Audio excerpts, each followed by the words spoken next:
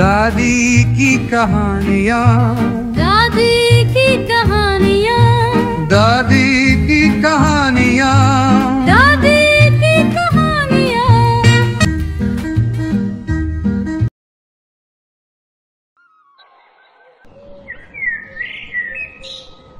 मोहिनी धर्मपुर नाम के गांव में रहती थी, जहां ज्यादा सुख सुविधा थी। मोहिनी बचपन से बहुत से सपने देखने वाली लड़की थी, जो हमेशा दूसरों की मदद के लिए तैयार रहती थी। उसके पिता एक बकरी चरवाहा थे, जिनके पास ढेर सारी बकरियां थी। मोहिनी भी बकरियों को लेकर ऊंची पहाड़ों पर चराने के लिए ले जाती थी। उस ऊंची पहाड़ी से कई सारे बादल ही बादल नजर आते थे। उन बादलों को देखकर मोहिनी कहती, शादी से पहले तो मुझे ये धर्मपुर गांव मिल गया, लेकिन शादी के बाद काश मुझे कोई जादुई गांव वाला ससुराल मिल जाए, जहां खूब सारे बादल हो, जिन पर बैठकर मैं उड़ सकूं, चंदा मामा सूरज से मैं बातें कर सकूं। हाय, काश ऐसा जादुई गांव का ससुराल मुझे मिल जाए, तो फिर अपनी तो लाइफ सेट हो जाए। बस मैडम, अगर दिन में सपने देख लिए हो तो अब नींद से जाग जा। और वो देख, तेरी बकरी पहाड़ से नीचे की ओर जा रही है। कहीं ऐसा ना हो कि वो पहाड़ी से नीचे गिर जाए और तेरे माँ बापू आज ही तुझे पीट पीट कर तेरे जादुई वाले गांव में पहुंचा दे। नहीं नहीं, चल उसे रोकते हैं, जल्दी चल। मोहिनी अपने माँ बाप के साथ रहती थी। उसके पिता बकरी चरवाहा थे। मोहिनी उनकी इकलौती बेटी थी। उसकी अब शादी की उम्र हो चली थी, इसलिए अब उसके घर वाले उसके लिए लड़का देखने लगे। कुछ समय बाद उन्होंने विक्रम नाम के लड़के से मोहिनी का ब्याह कर दिया। मोहिनी अपने ससुराल आ गई। सुहाग रात की अगली सुबह ठंड के मौसम में मोहिनी अंगड़ाइयां लेते हुए बिस्तर से नीचे उतरी। उसका पति विक्रम अभी तक सो रहा था। हाय, ये तो मुझे सचमुच जादुई गांव का ससुराल मिल गया। मेरा तो सपना सच हो गया। तभी बादलों में से उड़ती हुई एक परी आई। ससुराल की पहली सुबह मुबारक हो महारानी, आपका दिन शुभ हो। अब मैं चलती हूँ। मोहिनी को ये सब देखकर बहुत अच्छा लग रहा था। अचानक उसके पास ही एक बादलों का ढेर आ गया। मोहिनी ने बादलों को छुआ और उसे छूते ही वो बादलों पर बैठ गई। बादलों पर बैठकर ही वो उड़ने लगी। ऐसा सुख तो मेरी किसी भी सहेली को नहीं मिला होगा। तभी उसके सामने चंदा मामा आ गए। कैसी हो मेरी भांजी? अरे चंदा मामा, आप? मैंने तो सुना था आप रात में निकलते हो। आप दिन में कैसे आ गए? रात में तो मैं बाकी लोगों के लिए निकलता हूँ, मैं खास तुम्हारे लिए आया हूँ। तुम दिन रात जब भी मुझे बुलाओगी मैं आ जाऊंगा। चलो, मैं तुम्हें अपने दोस्तों से मिलवाता हूँ। ठीक है, चलिए। चंदा मामा ने मोहिनी को अपनी गोद में ले लिया। अब वो चांद पर ही बैठी थी। चंदा मामा उड़ते उड़ते उसे सबसे पहले सूरज के पास लेकर चले गए। कैसी है मेरी भतीजी? बादलों की दुनिया में तुम्हारा स्वागत है। सूरज चाचू, आप? मुझे तो यकीन ही नहीं हो रहा कि मैं आप लोगों से मिल पा रही हूँ। कहीं मैं ये कोई सपना तो नहीं देख रही हूँ? कहीं ऐसा तो नहीं होगा कि अचानक से एक उल्का पिंड मेरी खोपड़ी पर गिरेगा और मेरी नींद खुल जाएगी? अरे नहीं मोहिनी, ये जीती जागती सच्चाई है। मैं तुम्हारा चाचा हूँ। तुम्हें कोई भी ग्रह परेशान करे तो सबसे पहले मुझे बताना। मैं सबको जलाकर खाक कर दूंगा। चलो मोहिनी, अब मैं तुम्हें अपने बाकी दोस्तों से मिलवाता हूँ। चंदा मामा मोहिनी को लेकर बृहस्पति ग्रह के पास चले गए। बृहस्पति ग्रह के पास पहुंचते ही इतनी तेज तूफान आया कि मोहिनी बादलों सहित अपने बिस्तर पर विक्रम के पास जाकर गिरी। विक्रम, इतनी अच्छी दुनिया में आकर तुम सो रहे हो? पता है, सुबह सुबह चंदा मामा मुझे अपने दोस्तों से मिलवाने ले गए थे। मैं सूरज चाचू से मिलकर आई हूँ। पता है आपको? विक्रम नहाने के लिए झरने के नीचे चला गया। मोहिनी जब अपनी सास के कमरे में गई तो वो पहले से ही नहा धोकर तैयार हो चुकी थी। सासू माँ, मैं आपको जगाने ही आ रही थी, आप तो पहले ही उठ गई।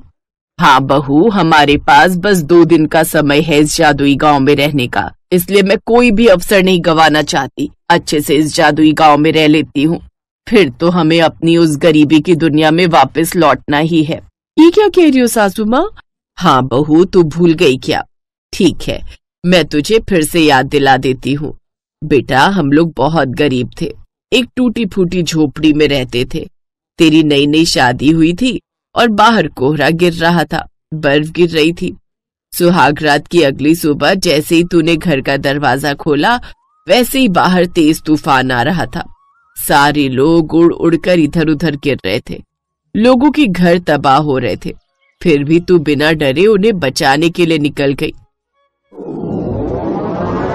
अरे वाह, बाहर कोहरा तो ऐसे गिर रहा है जैसे कि कोई स्वर्ग हो। लेकिन ये क्या, इतनी तेज तूफान में सारे गांव के लोग इधर और उधर उड़े जा रहे हैं। लोगों के घर भी तबाह हो रहे हैं। मुझे सबको बचाना होगा। तभी मोहिनी ने देखा कि एक बच्ची उड़कर नीचे खाई में गिरने जा ही रही थी, लेकिन मोहिनी ने उस बच्ची को बचा लिया और खुद खाई में गिर गई। बचाओ बचाओ, अरे कोई तो मुझे बचाओ। तभी उस खाई में बहुत सारे बच्चे गिरते हुए आए जो मोहिनी के ऊपर ही गिर गए। मोहिनी को काफी चोट लग गई। सारे बच्चे रोने लगे। दीदी, पूरा गांव उड़ गया, हम लोग खाई में गिर गए, अब हम लोग मर जाएंगे ना। नहीं बच्चों, ना ही मैं तुम लोगों को मरने दूंगी और ना ही इस गांव को कुछ होने दूंगी। सबको ऊपर लेकर चलूंगी। मोहिनी ने उन सभी बच्चों को अपनी साड़ी में बांध लिया और धीरे धीरे पहाड़ चढ़ने लगी। तूफान मोहिनी को ऊपर नहीं आने दे रहा था, लेकिन मोहिनी की हिम्मत के आगे वो तूफान भी उसे हरा न सका और अंततः मोहिनी उन बच्चों को बचाकर फिर से ऊपर पहाड़ी पर बने गांव में आ गई। बिटिया, तुमने तो आज वो काम कर दिया जो इस गांव के मर्द भी नहीं कर सके। ये सब देखकर गांव वालों को बहुत खुशी हुई। थोड़ी देर बाद जब तूफान शांत हुआ, गांव वालों, आप लोग जल्दी जल्दी अपने घरों में जाओ और अपने घरों को ठीक करो। मोहिनी, माँ, चलो मेरे साथ। विक्रम, मोहन और उसकी माँ सड़क पर आ चुके थे। उनका घर टूट चुका था। धीरे धीरे रात हो गई और वो किसी जंगल में तंबू बनाकर रहने लगे। विक्रम, हमने तो हमेशा सबके साथ अच्छा किया, फिर हमारे साथ ही अच्छा क्यों नहीं हुआ? उन गांव वालों ने हमारे बारे में सोचा तक नहीं। उन्होंने ये जानने की कोशिश भी नहीं की कि हम कहाँ रहेंगे। ऊपर वाले, क्या यही है तेरा न्याय? तभी वहाँ पर इंद्रदेव प्रकट हुए। विक्रम, मोहिनी और उसकी सास ने हाथ जोड़ लिए। हे इंद्रदेव, इतना भयंकर तूफान लाने की क्या जरूरत थी जिसमें हमारा घर और परिवार ही उजड़ गया? हे देवी, मैं कुछ भी नहीं करता। जो कुदरत का नियम है स्वयं घटित होता है, लेकिन तुम लोगों ने मुझे प्रसन्न कर दिया। बिना अपनी जान की परवाह किए अपने गांव को बचाया। अब तुम बताओ, तुम्हें क्या चाहिए? आप तो इंद्रदेव भगवान हो ना। हम मनुष्यों की ख्वाहिश पूरी करना तो आपके बाएं हाथ का खेल है। मेरा बचपन से एक सपना था कि मेरा जादुई गांव में ससुराल हो, जहां मैं बादलों में उड़ सकूं।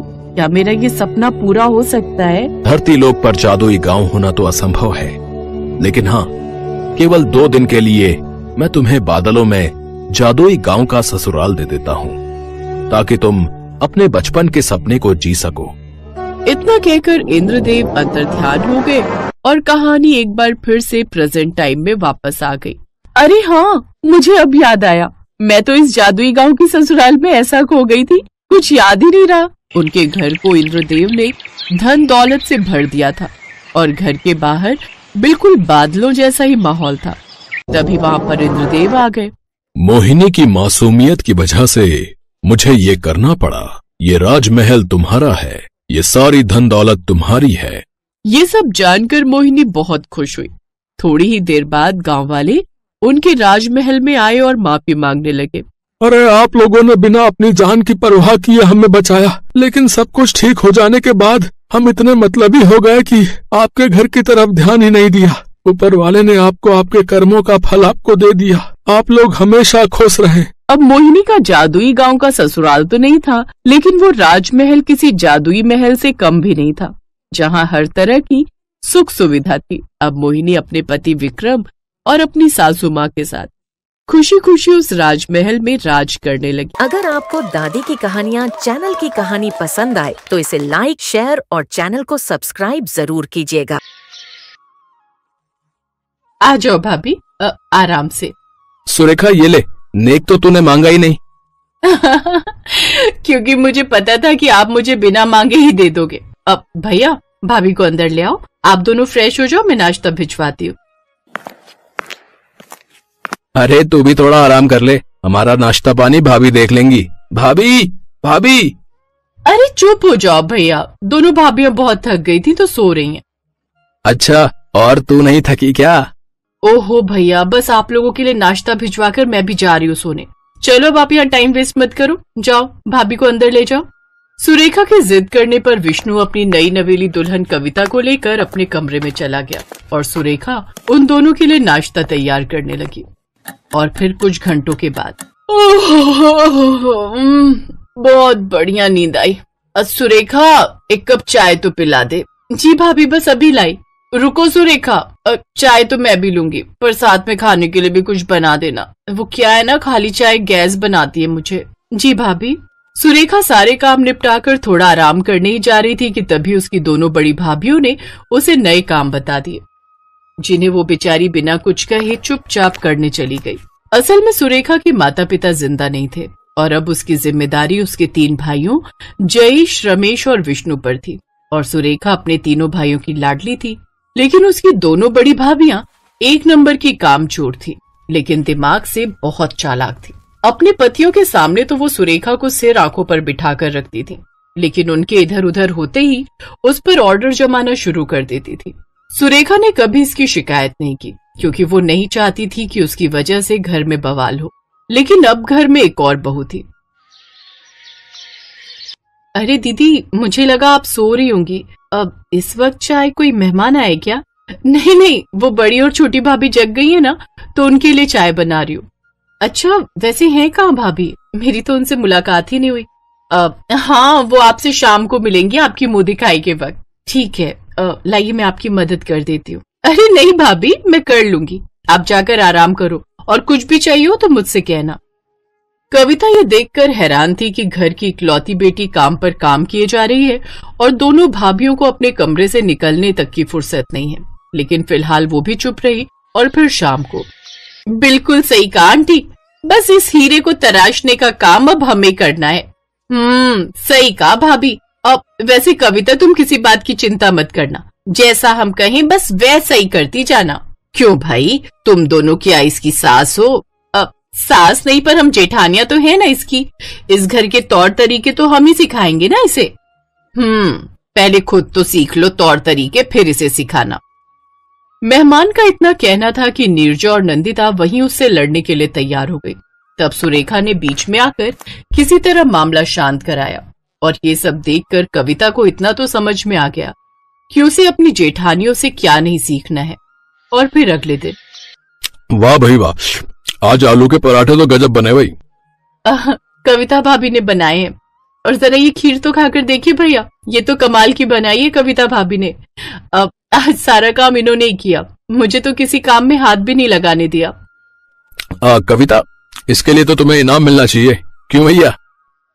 इतना कहकर जयेश अपनी जेब से कुछ पैसे निकालकर कविता को दे देता है। और फिर रमेश ने भी ऐसा ही किया। ये देखकर जहाँ कविता, सुरेखा और विष्णु बहुत खुश थे, तो वहीं नीरजा और नंदिता जलकर राख हो चुकी थी। नाश्ते के बाद नीरजा के कमरे में दोनों काफी देर तक खुसुर फुसुर करती रही। और फिर उन्होंने कविता को भी उस कमरे में बुला लिया। और फिर, जी भाभी, आपने बुलाया मुझे? हाँ कविता, कुछ बात करनी है तुमसे। वैसे कुछ समझाना था, अगर तुम समझना चाहो तो। कहिए ना भाभी। कविता, तुम घर के कामों में जरूरत से ज्यादा ही लग रही हो। इतना परेशान होने की जरूरत नहीं है, सुरेखा सब अच्छे से कर लेती है। अरे पर भाभी, वो क्यों करे सारा काम? हम बहुओं की भी तो। अब हमें गलत मत समझो कविता, हम ये सब सुरेखा की भलाई के लिए कर रही हैं। तुमने देखा तो है, सुरेखा दिखने में ज्यादा सुंदर तो है नहीं। अब ऐसे में अगर घर के कामकाज भी अच्छे से नहीं सीखेगी तब तो होने से रहा उसका ब्याह। हाँ, और नहीं तो क्या। तीनों भाई पिछले 4 सालों से जी जान से कोशिश कर रहे हैं, उसके दहेज पर सब कुछ लुटाने को तैयार है, पर बावजूद इसके एक भी जगह बात नहीं बनी। तब हमने सोचा कि रंग रूप से ना सही, पर हो सकता है कि गुणों से ही अपनी सुरेखा के भाग खुल जाए और कोई उसे पसंद कर ले। पर भाभी, अरे तुम ज्यादा दिमाग मत लगाओ कविता, हमने कहा ना कि इसी में सबकी भलाई है। और सुनो, सुरेखा के भाइयों के सामने ये जाहिर मत करना कभी। असल में तीनों भाइयों के दिमाग में हमारे सास ससुर एक फितूर भर कर गए हैं कि सुरेखा के पैर बड़े शुभ हैं। अरे अगर इतनी ही खुशकिस्मत होती तो अब तक ससुराल ना पहुंच गई होती, अपने यहाँ मायके में ही पड़ी रहती क्या? बिल्कुल सही कहा भाभी। कविता, तुम खुद ही सोचो, आखिर जरूरत क्या है घर के कामों में खुद को झोंकने की? आराम से सारा दिन आराम करो और जब ये लोग ऑफिस से आ जाएं तो फटाफट पहुंच जाओ किचन में। तब तक सुरेखा सब करके रखती है। और मजे की बात तो ये कि वो अपने भाइयों से कुछ कहती भी नहीं। चुप हो जा। अब कविता, तुम समझ रही हो ना जो हम कहना चाह रहे हैं?